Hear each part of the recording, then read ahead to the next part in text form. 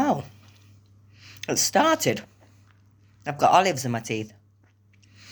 Well, I wanted to do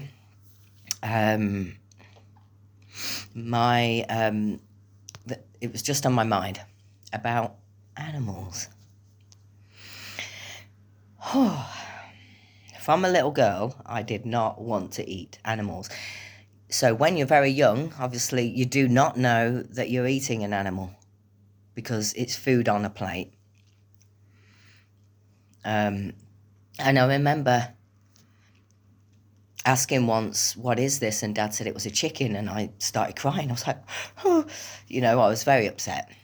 And so I remember the next time I ate something, I said, this isn't chicken. He said, no, I promise it's not chicken.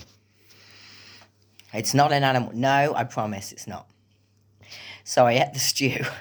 And then afterwards he said, it was rabbit. Oh, I was so upset.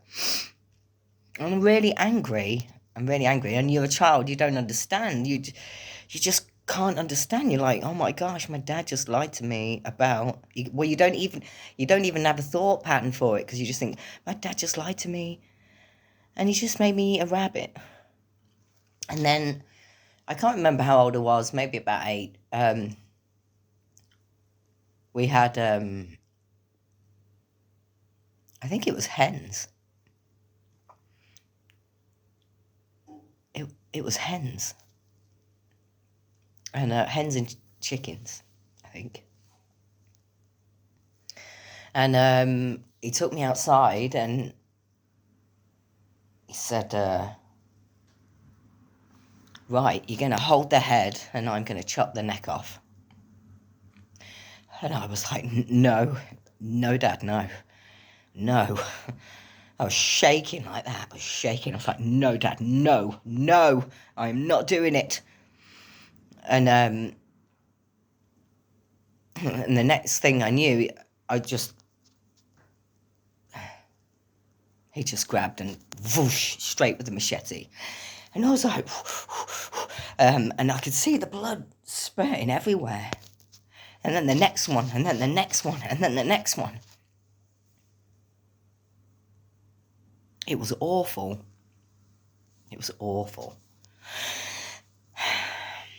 So as I was growing older, I started to have these feelings inside of me about eating meat. And one night I was asking God, what's the truth, What is the truth? Because by that point you're so used to eating meat, and I'd gone without it, and then you're so used to it, you're like ravenous. Because I believe that, I know, it's not a belief, I know that there were certain times lots of people sacrificed animals, and certain people still do today. Absolutely 100% not of God.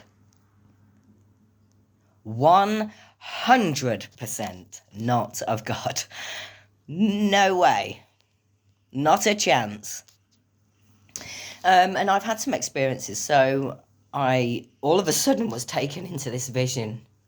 When I say taken, I just had this vision. It was audible. It was like just dark and just totally audible, and I could hear the screams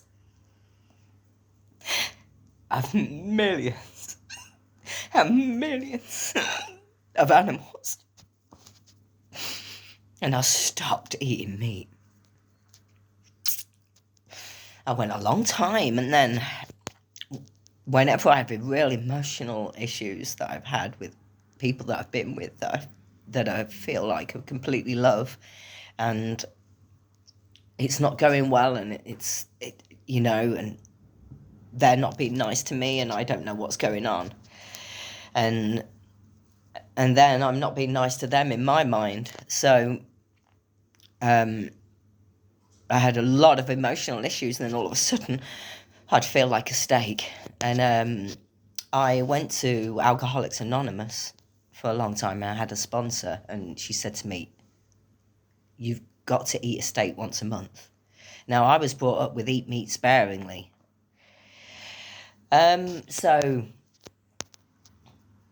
um, so I think I had one steak or maybe two, and then I went back to not to not eating meat again. Fish as well, because that is meat.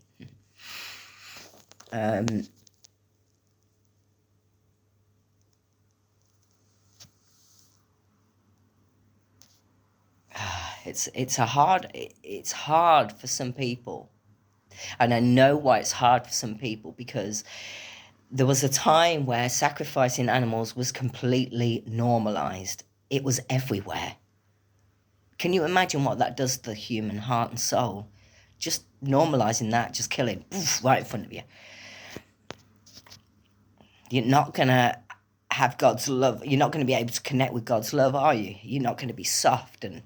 But people that are soft and sensitive and have come here to literally embody God's love and to say, hey, this isn't loving, obviously we're laughed at, scorned, mocked, because people don't want to change, and they'd rather say that we're insane and get us to believe we're insane than change. I get that now. I'm not angry about that now. I get it. It's hard to change. It's not easy. It's really not. And when you have a lot of emotional issues, especially back generations, and even now, you're outcast. Can you imagine back then if you're outcast? You're wandering in the wilderness with nothing. With nothing. And if you haven't got God's love and you're getting more and more frightened and everything, you get more and more hungry, because with God's love in you, you literally, you don't eat that much. I eat olives and hummus and fruit. I drink mango juice and mango, banana, apple, orange juice, water and lemon with a bit of honey in it. Warm water with honey and lemon and coconut oil is very good for you. So when you are, can you imagine years ago, thousands of years ago, when you're outcast and you're just wandering alone or wandering with a group of people and you're asking God, please, because you're starving. You're starving. And you've thought you've had to run away all the time, get away from them. Well, we don't have to run away anymore. We just stand in our truth. And whatever happens, happens.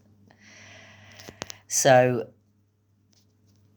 when you are connected and you're walking in truth, no matter how hard that is, even when you're alone, I'm alone all the time.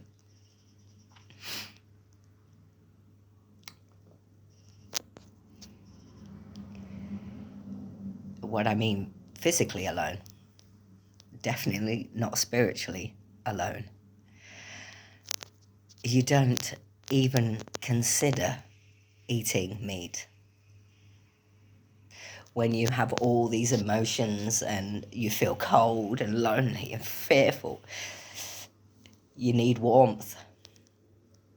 So can you imagine, you'd see an animal, and if you were starving in nature, you'd be ravenous, you'd have to eat it. Of course you would. And anyone who tells you they wouldn't eat it is lying.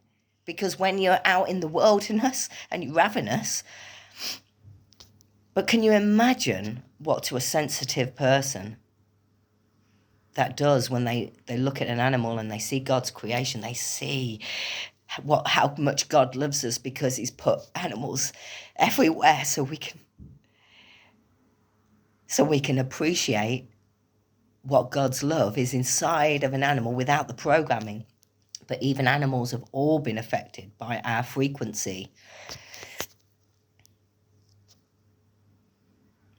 So what I'm saying is, exactly what I'm saying. I'm not going to say anything else.